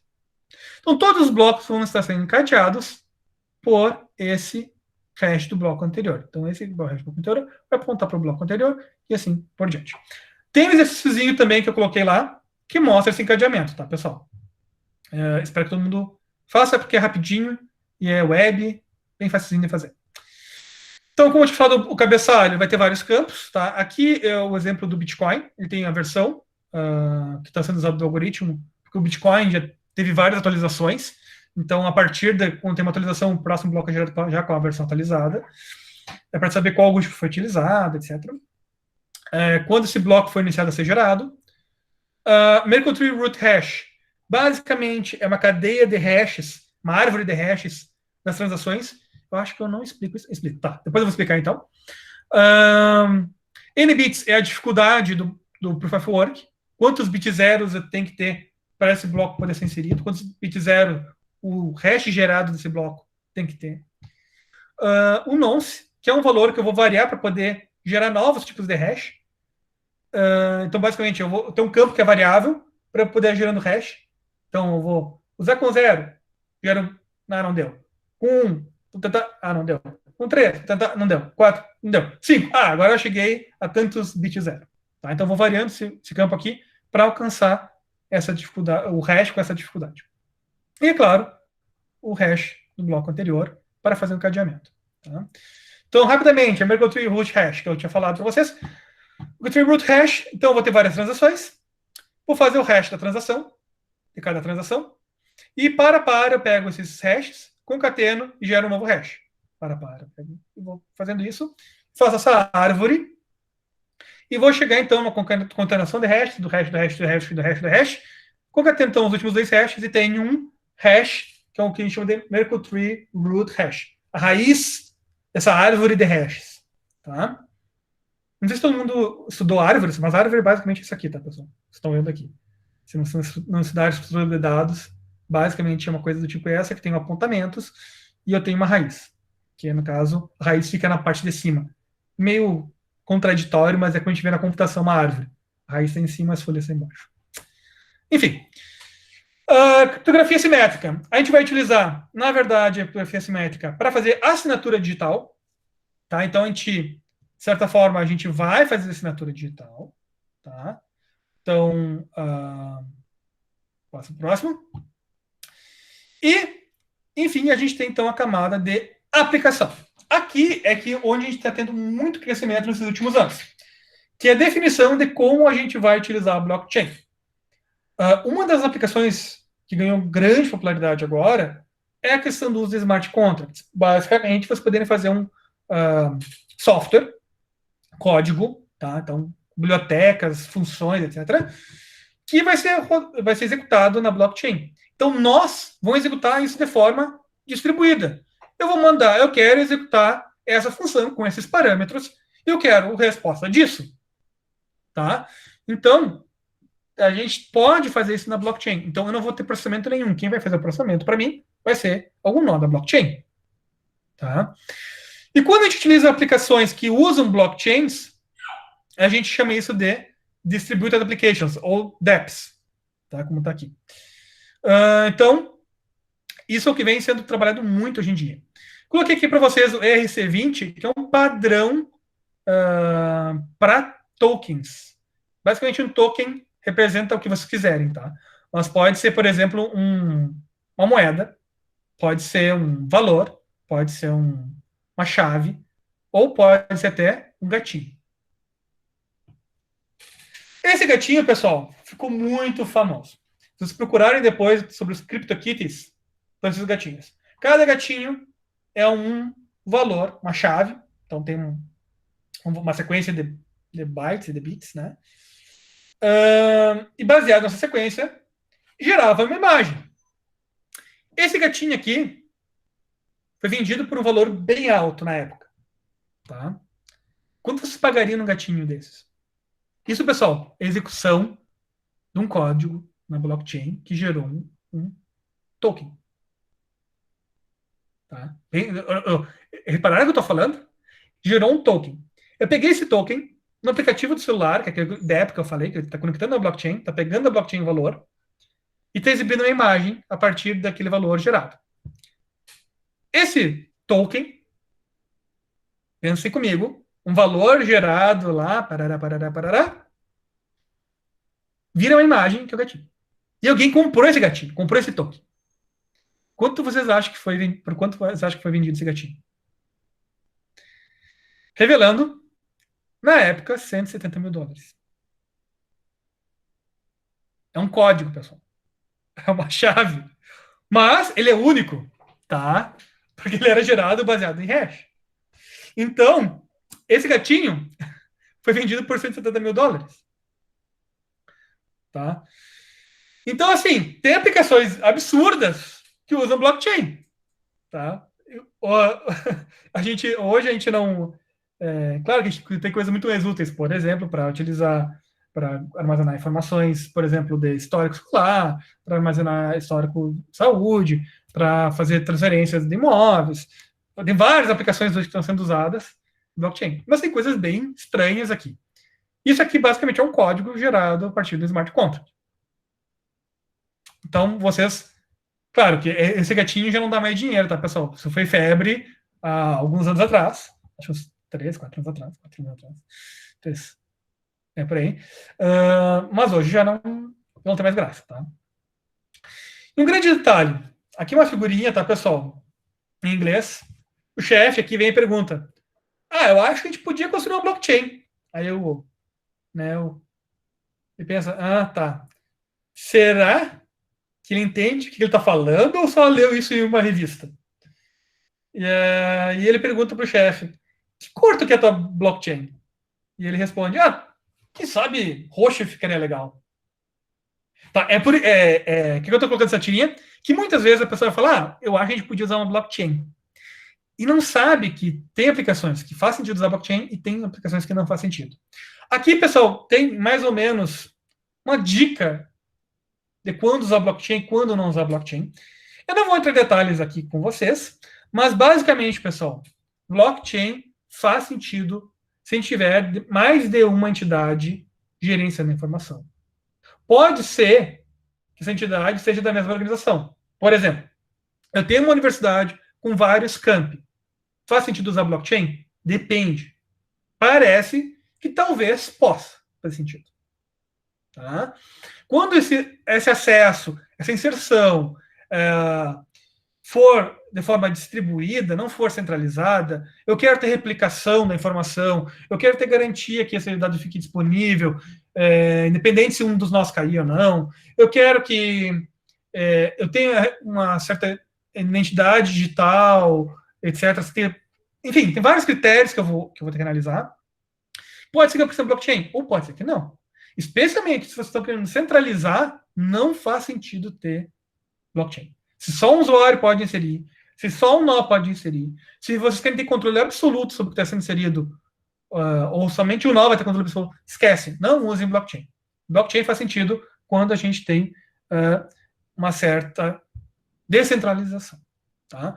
E aí tem algumas coisas que a gente tem que se perguntar. Vale a pena utilizar? Depende. Geralmente, se a gente precisa de redundância, é uma alternativa. A gente pode usar um banco descentralizado, mas usualmente, se a gente precisa de redundância e a gente precisa ter controle do usuário de uma forma mais segura, de forma distribuída, usualmente o blockchain faz sentido. Tá? Então, tem vários desses gráficos, vocês precisam de blockchain ou não. Isso é mais a título de vocês poderem, daqui a pouco, pensar em soluções, se vale a pena usar blockchain ou não. Tá? Esse slide aqui vai ficar para vocês depois, então vocês podem olhar com mais calma depois. Vou falar sobre algumas tendências rapidamente. Então, moeda digital. Pessoal, esse gráfico aqui não é tão recente, tá? Se eu não me engano, isso já tem alguns meses. Mas Bitcoin continua sempre na liderança. Aí tem uma variaçãozinha aqui, tá, pessoal? Aqui, depois do Bitcoin. Às vezes o Bitcoin Cash está aqui para cima, às vezes o XRP está aqui na liderança. O XRP é a moeda do Ripple. Vou falar sobre ela depois. Ethereum também varia. Stellar. Tem vários aqui que variam na liderança, na vice-liderança, junto com o Bitcoin. Mas, usualmente, esses três aqui aparecem muito, tá? Bitcoin, XRP, que é o Ethereum, Ripple e Ethereum, geralmente também nos top 5, tá? Bitcoin sempre na liderança há anos, mas já perdendo vocês podem ver nesse gráfico aqui, perdendo essa liderança, já teve com mais de, claro, obviamente, quando só ele existia, e no começo, praticamente todo o mercado, e hoje já aí está na faixa de 50%, pouco menos de 50% do mercado de criptomoeda. Uma coisa, tá, pessoal? No Brasil, já passou. Melhor, no Brasil não teve, na verdade, desculpa. Mas no mundo já está passando, tá? Que são as ICOs, que oferta inicial de criptomoeda. É tipo um IPO, para quem trabalha no mercado financeiro, mas tu oferta moedas de uma criptomoeda antes de lançar a moeda. Tá? No Brasil, isso não teve, não foi legalizado, então não se teve. Lá fora, gerou bastante movimento de venda. Algumas delas foram para frente, por exemplo, a iOS, e algumas foi só especulação. O uso bancário está muito forte, tá, pessoal? Então, o Ripple, por exemplo, ele já é utilizado em alguns bancos hoje. Eu sei que Santander tem bem avançado isso, acho que inclusive já estão usando de verdade, para transferências de moedas. Então, o Ripple, acho que eu tenho aqui, ele basicamente ele é uma moeda intermediária.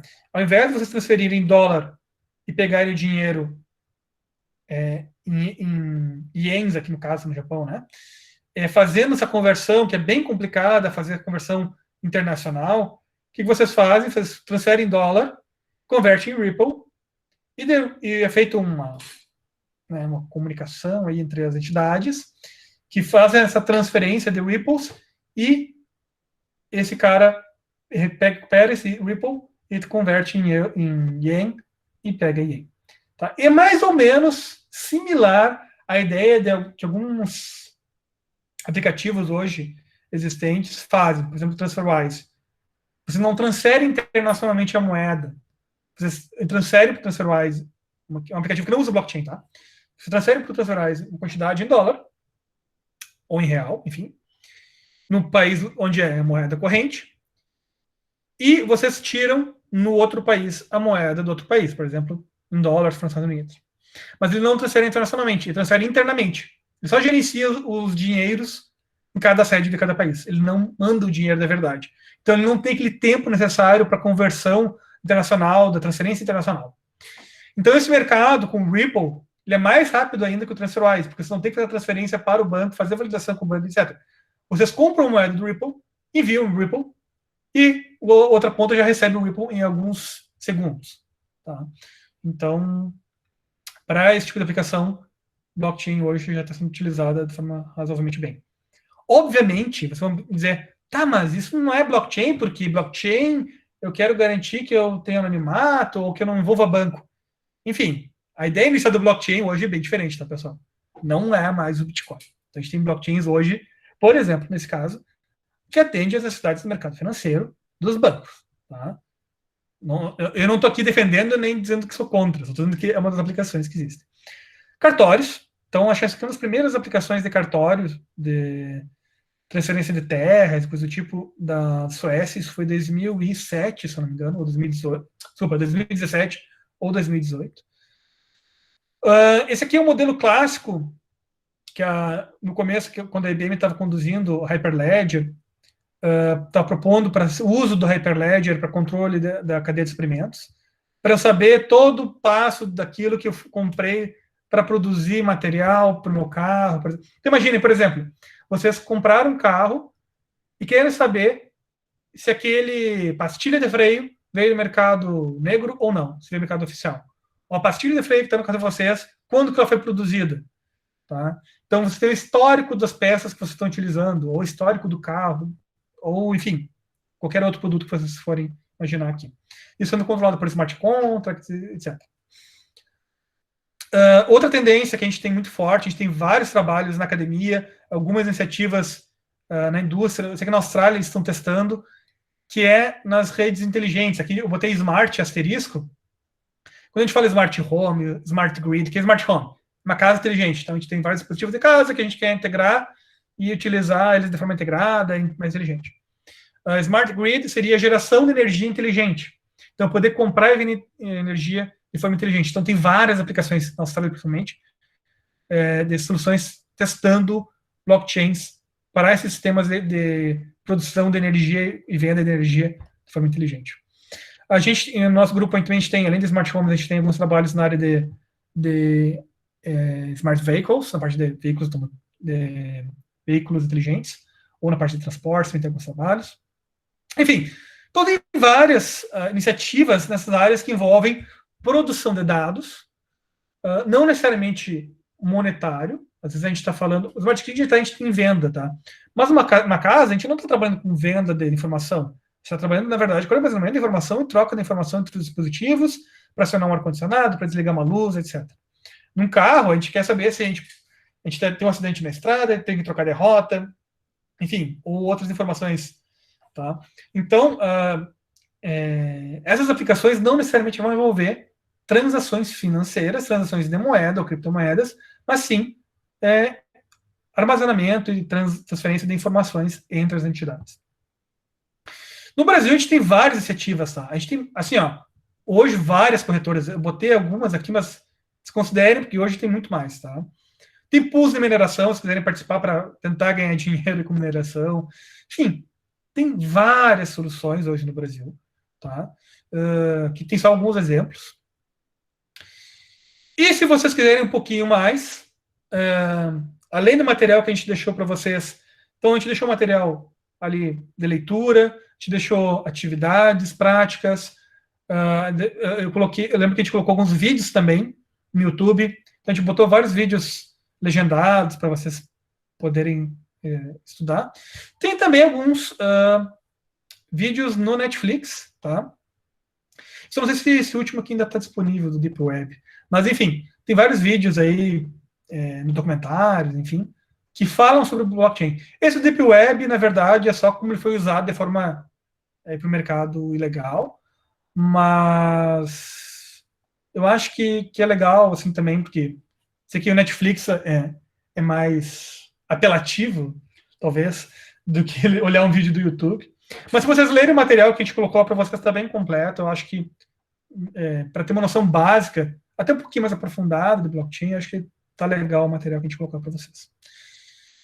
Eu acho que era isso, Everton. Passei bastante do tempo, né? Imagina, por mim tá tranquilo. Acho que é sempre legal conversar sobre blockchain. Acho que o pessoal também, pela permanência do pessoal, acho que todo mundo estava tirando as dúvidas, principalmente aqui no chat. Acho que é essa a ideia, assim. E assim, o pessoal que está perguntando bastante aqui no chat, é um universo, assim, o blockchain. Acho que a última dúvida que eu estava respondendo que era do Fernando. Às vezes a gente fica pensando em um blockchain como um aplicativo, um sistema, e um ponto que eu gostaria de esclarecer, o blockchain é uma tecnologia muito mais robusta. Assim. A gente pode pensar assim como computação em nuvem, assim como a internet, é uma infraestrutura para a gente fazer diversas coisas. Então, como essas tecnologias de infraestrutura, a gente pode acessá-la ou utilizá-la de diversas formas, o blockchain também. Então, falando mais direcionado aqui para o Fernando, que fez a pergunta, a gente pode usar o blockchain, por exemplo, em sistemas web, assim como o Robin colocou um material lá para exercícios utilizando o sistema web. Como que é o nome do sistema? O Remix lá para fazer Isso. smart contracts? Isso, eu posso utilizar dessa forma. Eu também posso baixar a aplicação e minerar, me tornar um minerador, baixar a blockchain inteira de um local.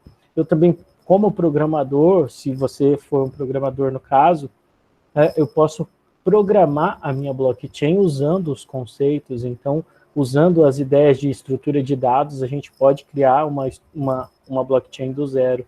Enfim, é um universo que a gente está tentando jogar uma luz para vocês utilizarem, e acho que principalmente não utilizarem de forma indevida. Uma coisa que o Robin falou que eu acho que é bem importante é não tentar sair usar blockchain para tudo, porque você vai estar simplesmente trazendo um overhead, uma sobrecarga enorme para a sua infraestrutura de uma maneira imprópria, sendo que pode ter outras tecnologias que vão resolver, às vezes de uma forma mais inteligente, às vezes simplesmente utilizando assinaturas digitais ou uma infraestrutura de chave pública distribuída, enfim, tem diversas soluções aí que você pode estar utilizando se você não tem essa ideia de segredo distribuído, de possibilidade de inserção e manutenção desse banco de dados distribuído de uma maneira confederada, onde todo mundo tem o mesmo poder. Eu acho que esse é o nosso grande problema. Agora, nem tanto assim, a gente não tem acompanhado essa forçação de barra, mas no começo da tecnologia estava demais, era todo mundo querendo fazer blockchain para tudo, era coisas que eu resolveria simplesmente com assinaturas digitais, o pessoal forçava a utilização de blockchain. Então, a gente entendendo esse conceito vai talvez utilizar de uma maneira mais enriquecedora, porque a infraestrutura de blockchain pode ser muito enriquecedora para todas as organizações. Eu só não posso querer fazer isso, forçar a barra e utilizar ela indevidamente, porque isso realmente não vai ficar legal. Isso aí, eu tentei responder uma pergunta aqui no chat. Eu não acompanhei o chat, tá, pessoal? Se vocês tiveram alguma dúvida que não foi respondida, ou se eles têm alguma dúvida que não colocaram no chat, pode fazer também. Mas eu concordo com o Everton falou, eu acho que a ideia hoje, pessoal, era vocês terem uma visão geral. Tem muita coisa no material que a gente colocou lá, né? Então, eu acho que isso deve se aprofundar mais. Lá no material tem bem mais detalhado. Tem exercícios para vocês verem aquilo que eu falei do hash, do encadeamento, das informações. Tem no exercício também fazendo smart contract, bem simplesinho. Tá? Tem até vídeos de como fazer. Todas essas coisas a gente colocou vídeos também. Se você tem alguma dúvida ainda, vocês podem perguntar. Eu não tenho pressa, eu posso responder se vocês tiverem alguma dúvida. Ou então pode mandar por e-mail também, sem problema.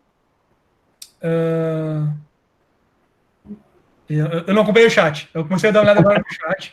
Não, eu acho que o chat eu fui tentando sanar as dúvidas e interrompi no momento da sua explanação para que a gente falasse para todos. Assim, acho que acredito que ninguém ficou com a dúvida. Mas reforço a fala do Robin para se permaneceu alguma dúvida, fiquem à vontade para nos mandar e-mail ou a mensagem através lá do ambiente virtual que a gente tenta responder o mais rápido possível, apesar de termos outras tarefas aí para fazer, mas a gente sempre tenta responder rápido. Uma outra coisa que eu até comentei com o Robin, para finalizar aqui, deixar todo mundo livre, eu gostaria de comentar o que a gente já fez em blockchain, para se vocês tiverem alguma ideia, quiserem trabalhar nesse tipo de iniciativa, nos procurem, ou para estender os nossos trabalhos, ou fazer trabalhos relacionados. Então, começando, né, já que eu lembrei disso, eu já trabalhei com soluções pós-quânticas para blockchain, porque, como o Robin falou, a maioria das blockchains utiliza, na verdade, a maioria não, todas as blockchains utilizam criptografia assimétrica, e a base de muitos algoritmos assimétricos é o problema da fatoração de inteiros e o logaritmo discreto. Acredito que todo mundo que já teve um contato um pouco maior com a criptografia já ficou sabendo de um famigerado algoritmo de Shor que resolve esses problemas se tivermos um computador quântico. Então, se esse computador vier a existir em um curto espaço de tempo, provavelmente 90% das soluções que nós temos na internet estariam quebradas. Então, existe todo um campo da criptografia que busca soluções baseadas em problemas que não são quebráveis em computador quântico. Então, uma das construções que eu trabalhei foi em uma blockchain funcional, que ela tinha que funcionar, porque a gente tem um monte de solução quântica, pós-quântica, que não funciona, é simplesmente teórico. Então, a ideia era criar algo funcional, pós-quântico resistance. Então, quantum resistance, na verdade. Então, a gente fez essa abordagem, foi um dos primeiros trabalhos no rumo do ramo do blockchain que eu fiz.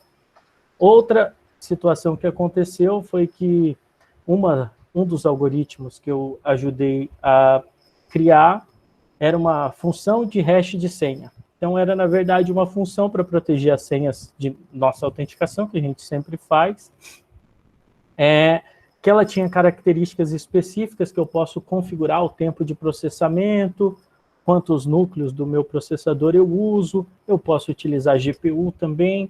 Então, ela é feita para eu utilizar melhor os meus recursos computacionais.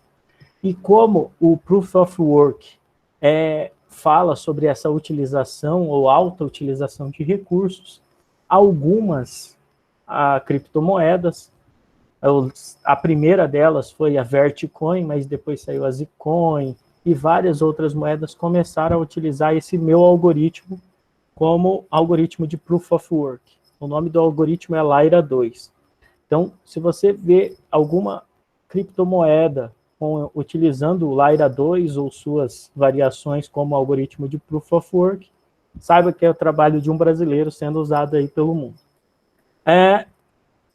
Também já trabalhei com uma abordagem um pouco não ortodoxa, que é a de possibilitar a edição do blockchain. Isso foi um trabalho, acho que foi o meu trabalho que foi mais negado, foi negado 3 vezes antes de ser aceito, porque a gente mexe justamente com o conceito de imutabilidade da blockchain. Mas a nossa ideia é permitir a mutação quando tem um consenso para mudar. E isso foi bem contraditório no começo, a gente teve que convencer os revisores para que isso fosse aceito, mas foi aceito, virou realidade e está há alguns anos sendo produzido. E recentemente nós estamos trabalhando em um padrão, uma blockchain, para virar uma espécie de rede confederada para os algoritmos de gestão de processo. Então, nós temos diversos sistemas para gerir processos. Na universidade, a gente usa muito o SEI, o Sistema Eletrônico de Informação, que é feito pelo TRF4, salvo engano. Então, a gente quer criar uma infraestrutura para que diferentes sistemas possam armazenar ali sua base de dados para se algum ente tirar um documento, sumir com o documento, que foi um problema que já aconteceu em alguns locais, que a infraestrutura, os entes federativos, aí, os entes dessa blockchain possam denunciar essa exclusão e falar, opa, esse documento existia, você tirou por algum problema. Nós tivemos em Rondônia um problema de um memorando que sumiu e depois apareceu de novo, mas isso pode acontecer em qualquer sistema que tenha altos privilégios para o administrador. Então, acho que esses são os meus 4 principais trabalhos na blockchain. E se vocês tiverem alguma ideia como estender esse trabalho, quiserem consultar, a gente tem o currículo público aí, vocês podem consultar os trabalhos. E quiserem saber mais ou fazer alguma troca de experiência, sintam-se à vontade para a gente fazer esse contato. Alô? Opa. Oi, fazer uma dúvida para o Everton, cara. Pô, eu não conhecia essa parte quântica do seu trabalho, cara. Interessantíssimo aí, grande trabalho mesmo, cara. Deixa eu te perguntar, como é que você faz essas simulações da parte dos algoritmos quânticos nessas plataformas da Microsoft? O algoritmo quântico você simula onde, no caso? Então, apesar de ter o nome quântico, né, tem muitos problemas que eles são resistentes a ataques quânticos, mas eu consigo rodar em computadores tradicionais. O nome é porque ele tem que ser resistente a um computador quântico, não que ele não funcione em um computador clássico. Então, como exemplos de algoritmos quânticos que nós temos, né? Vou falar dos que eu já trabalhei: códigos corretores de erros e funções multivariáveis quadráticas. São problemas que eu não consigo ter nenhuma vantagem se eu tiver um computador quântico. Isso já é comprovado, então eu consigo rodar esses programas em um computador clássico, e se eu tiver um computador quântico, eu não vou ter nenhuma vantagem adicional. Então, essa é a primitiva. Com códigos corretores de erros, por exemplo, eu posso utilizar, ter como exemplo os algoritmos que eu uso para mandar informações para os satélites.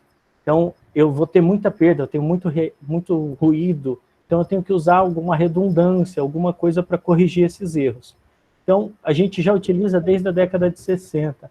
A gente começou a utilizar para criptografia, adicionando erros propositais para esconder mensagem. Então, em grosso modo, é isso que um código corretor de erro faz, e um computador quântico não teria grande vantagem com isso.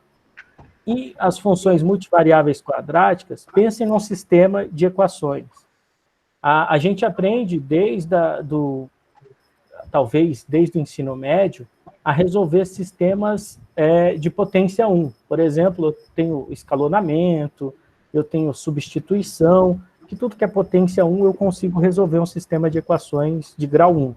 Quando eu mudo para grau 2, eu não tenho nenhum algoritmo eficiente para resolução desses sistemas de equações.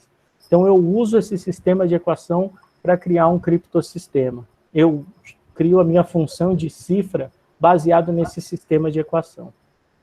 Sim. Mas fala. Então, eu consigo fazer isso em um computador clássico, mas se eu tiver um computador quântico, eu não consigo acelerar esse processo a ponto de quebrar esse criptossistema. E a isso eu chamo de criptografia pós-quântica. Entendi, sim. Dá teu e-mail aí para eu te amolar mais, se puder, depois, tá bom? Muito obrigado. O meu e-mail é esse que está no slide, é everton.andrade@unir.br. Vai estar no... Tá bom. Tá bom? E a minha página é everton.andrade.pro.br. Então, vocês também podem consultar os trabalhos. Eu acho que alguém pediu aqui a questão dos trabalhos. Todos os meus trabalhos estão lá, os links para os PDFs e tudo mais. Se faltar alguma coisa, me peçam, mas eu tento manter lá atualizado para fornecer isso. Encontrei aqui, obrigado. Tá bom? Bom, vou falar então rapidamente dos meus trabalhos. Não sei se o Everton tem mais alguma coisa. Não, eu acho que era isso. Bom, também tem alguns trabalhos aí, já com blockchain há alguns anos. Eu tenho alguns trabalhos mais acadêmicos, assim como o Everton, alguns trabalhos em parceria com empresas. Então, a gente teve alguns trabalhos em parceria com empresas usando smart contracts para desenvolvimento de aplicações. Não vou entrar em muitos detalhes, tem questões de sigilo no meio, mas aplicações financeiras e aplicações na área de saúde, basicamente. Então, você pode conseguir desenvolver código que é processado por uma blockchain, por alguns nós da blockchain, fica armazenado de forma segura, e vocês conseguem, então, utilizar um app, um celular, um computador, um sistema web, para acessar essas informações. Então, a gente teve parceria com algumas empresas nesses últimos anos. E na área acadêmica, eu tenho trabalhos também, assim como Everton, na proposição de uma nova estrutura de dados, vou dizer assim, de blockchain. A gente cria uma estrutura especificamente para blockchains em IoT. Também a gente fere um pouco a questão da imutabilidade dos blocos, que na verdade a gente trabalha com blocos não fechados, então os blocos podem continuar recebendo transações. Então é um conceito como se fosse cada bloco pudesse uma nova cadeia de blocos, na verdade, uma nova cadeia de transações. Então, após a inserção do bloco, posso continuar inserindo transações.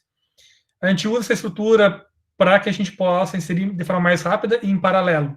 Então, a gente consegue reduzir o tempo de inserção dessas transações, porque eu estou inserindo várias transações ao mesmo tempo, e não juntando em blocos para inserir, fazer um consenso daquele bloco.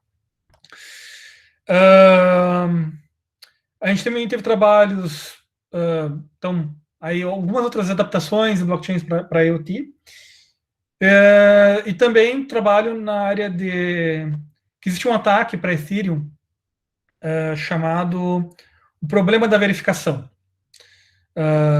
o dilema da verificação, né? Então, por exemplo, eu quero produzir um bloco, tá? Quero minerar, quero ganhar dinheiro, quero produzir um bloco e receber recompensa. Qual é a vantagem de eu não verificar um bloco que eu recebi? Produzir um bloco baseado num bloco sem verificar ele. Então, a gente tem algumas discussões que, teoricamente, o tempo perdido para verificação ou não é muito pequeno, né? Porém, se a gente trabalhar com smart contracts, a gente começa a ter alguns outros problemas, porque quando a gente vai inserir uma transação do smart contract, nada mais é do que uma execução de um código. Se a gente tiver um código muito grande, a gente tem vários passos de execução. Consequentemente, eu vou perder muito tempo. Então, a gente estava verificando, se tivesse vários usuários maliciosos que começassem a não verificar, a gente ia começar a aceitar blocos sem verificar, e pode ser que em algum momento a gente tivesse uma blockchain com vários blocos com problema. Então, a gente te mostra que a partir de um certo tamanho desses contratos, isso passa a ser uma vantagem, pode ser um ataque, e a gente propõe algumas medidas de mitigação, dentre elas a inserção proposital de erro, que a gente mostrou que, dependendo do percentual de blocos com problema, a gente elimina qualquer vantagem da inserção de bloco. E a outra forma é justamente a verificação de forma paralela das transações. Aqueles contratos que são independentes, que não têm dependência entre si.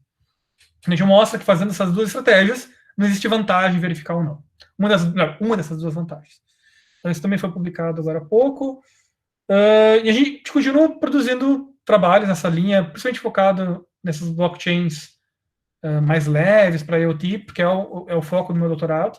A gente tem trabalhos na área de consenso, na parte de dados, enfim. Né? Então, em suma, resumindo, os trabalhos que eu participei são esses.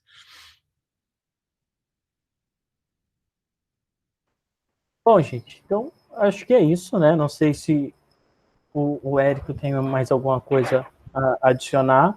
Eu só queria, mais uma vez, agradecer aí a participação de todos, principalmente as perguntas. É legal para a gente até direcionar, talvez, a próxima execução, a nossa próxima vez que fizermos esse curso. E é isso. Uma boa noite a todos e nos mantemos em contato aí através dos canais estabelecidos. Everton e Robin, gostaria de agradecer a disponibilidade de vocês que tiveram em trazer essa noção, digamos, bem avançada de blockchain, e eu acho que é um tema bem interessante. Agradeço a fala de vocês, a construção do material, e lembro novamente que o pessoal que está inscrito no curso, que amanhã nós temos a avaliação do curso, e a partir de amanhã à noite, no final da noite, eu já libero o quinto tópico, que é o tópico de pentest. Certo, pessoal? Obrigado a todos, então. Robin, Everton, mais uma vez. Boa noite e bom final de semana para vocês. Boa noite. Boa noite. Tchau, tchau.